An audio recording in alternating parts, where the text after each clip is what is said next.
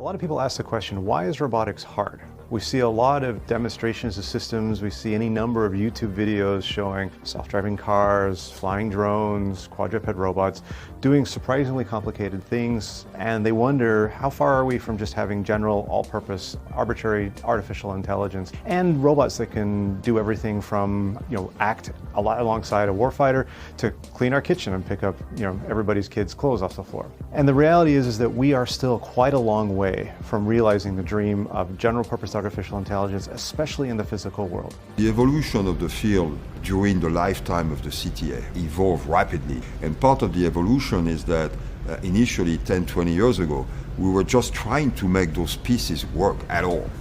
Now we have evolved to a point where we can do this pretty well, except to do this now, we require an infrastructure that is not sustainable. So the research has shifted from being able to do any of those individual things to now being able to do those things which we know how to do in a way that is consistent with actual operations. The most challenging question is exactly this point on how can we get robots to learn from experience and to kind of interact with the world and try certain things and then use this knowledge to improve their behavior over time.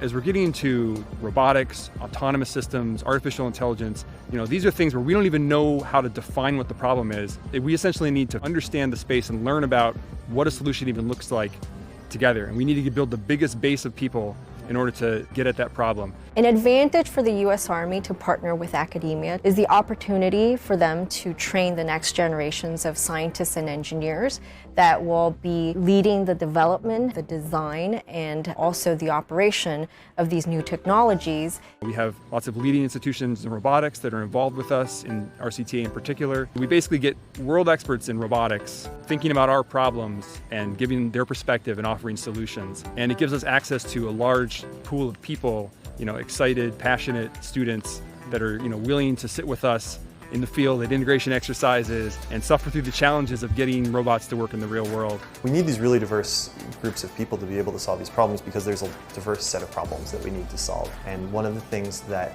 we get in a program like the Robotics CTA is we quite honestly get the best researchers and the best people for working on these problems across the country. Not all of these things have gotten to a stage where they're sufficiently mature that they could be considered to be a candidate to go to a fielded system. But we made progress in all those directions, and that's only in perception.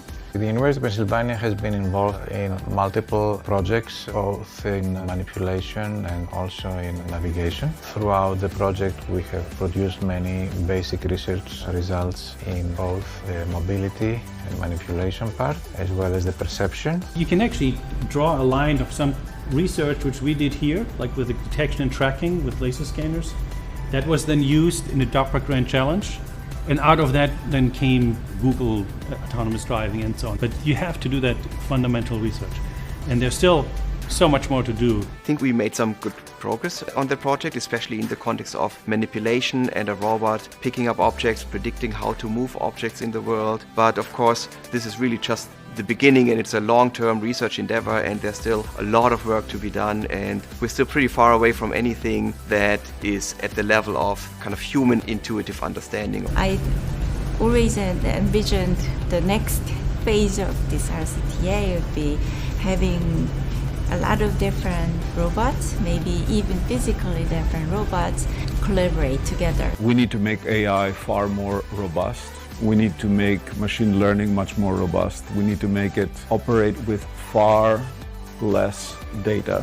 I am not satisfied with where we are right now, and neither should any of us be. There is a North Star of having these robots work with and around our warfighters. And we're not there yet, but we have the momentum, we have the ramp to be able to get there.